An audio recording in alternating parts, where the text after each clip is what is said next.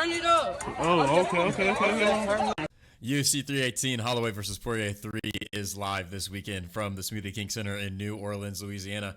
This isn't UFC 318 though. This is Dustin Poirier's retirement fight. So even though this is probably the worst fucking pay-per-view I've ever seen in my whole entire life, we're going to be sat down and ready to watch. We're going to break down the main card, give you guys a parlay at the end. You know how we cook things up here on the BunkyMMA YouTube channel. Kicking off UFC 318, we have Michael Johnson taking on Daniel Zellhuber. You guys don't think it's a little odd that they have Michael Johnson, the man who fucking knocked out Dustin Poirier on Dustin Poirier's retirement fight card?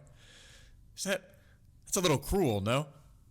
I know Michael Johnson is the fighter coming off of 2 wins here. He has the momentum. Zellhuber's coming off a split decision loss. And I know Michael Johnson has notoriously given some legends hard work, has an awesome resume in terms of people he's fought. Justin Gaethje, fucking Khabib, Dustin Poirier, Nate Diaz. But that was also 10 fucking years ago. So I think Michael Johnson's path to victory here is finishing Zellhuber, but Zellhuber's never been finished in his professional career. He's got a good submission game, and Michael Johnson has been submitted 9 times in his UFC career. So not only do I like Zellhuber winning this, I wouldn't be surprised if he goes out there and submits Michael Johnson to kick off the UFC 318 pay-per-view. Moving up the main card, we have Dan Ige taking on Patricio Pitbull, in which I believe should have been Patricio Pitbull's UFC debut. Instead, they threw him to the wolves with Yair Rodriguez. We know how that one went. I called that one. Dan Ige coming off of his win over Sean Woodson. And to be honest, 2 completely different guys, but because of that horrific Patchy Mix performance, I just don't believe these Bellator guys are real. I just don't think they're real. If this was Patricio Pitbull's UFC debut like it should have been, I probably would have picked Pitbull here. But I just I think these Bellator guys fucking suck. So I think Dan Ige is going to take us to the promised land. I think he'll beat Patricio Pitbull by decision here. Can you really call it a UFC pay-per-view if you don't see Kevin Holland on it? Shout out Kevin Holland, man. He just does it purely for the love of the game.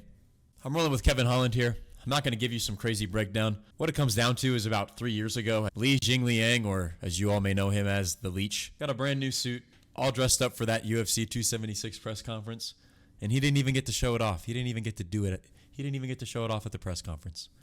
And then he proceeds to go out there and get fucking robbed by Daniel Rodriguez. So ever since Daniel Rodriguez robbed the Leech, I've had a personal bounty on him. And since then, Neil Magny, Ian Gary, Kelvin Gastelum, they all got my lick back. And I expect Kevin Holland to do the same. In memory of the Leech's suit, I'm always going to pick against Daniel Rodriguez, dude. And nothing against the guy. It's just, I kind of have to. Next on our list, we got Secret Juice Man versus Roman Kopylov. To be honest, I'm still not convinced this fight is happening. Until I see Paulo Costa locked in that octagon, I'm never convinced he's really fighting. With that being said, I haven't seen Paulo Costa promote the Secret Juice in a minute. It's been a while since I've heard Paulo Costa give any commentary on the Secret Juice. So because of that, I have to go with Roman Kopylov here, just out of principle. But to be honest with you, I don't even think this fight's going to happen. Paulo Costa's going to pull out 48, 72 hours beforehand, somewhere in that window. You guys will get the announcement. I just don't think he's real. I don't think he's a real person, to be honest. Shine bright like a diamond. Shine bright like a diamond. So that brings us to our main event of the evening. The conclusion of an absolutely legendary career. And win or lose, he has been in there constantly with the best of them for a long, long time. When Dustin Poirier puts his gloves down in his home state of Louisiana, it is going to be a once-in-a-lifetime thing to see. And that morning after, there will be genuine grief in the MMA community. And it's like, why would you ever pick against Dustin Poirier in his retirement fight? Oh, fuck. I have to do it. I'm picking Max Holloway. He took my undefeated record. He took my 13-fight win streak. I'm going to take his retirement fight. No. I'm not betting against that. I'm not doing it. We all know exactly what this fight is going to be. We all know exactly what this fight's going to look like. And it's going to be awesome for 5 fucking rounds. And I think it's going to go 5 fucking rounds. And I think if this thing's going to a decision, I think Max Holloway is going to win it. Regardless, it sucks that either one of them have to lose. Man, I like Max Holloway here. I feel good about Holloway here. And at the end of the day, I'm just going to sit back and enjoy whatever happens. I have an unhealthy obsession with spending money, but I have a healthy obsession with making it.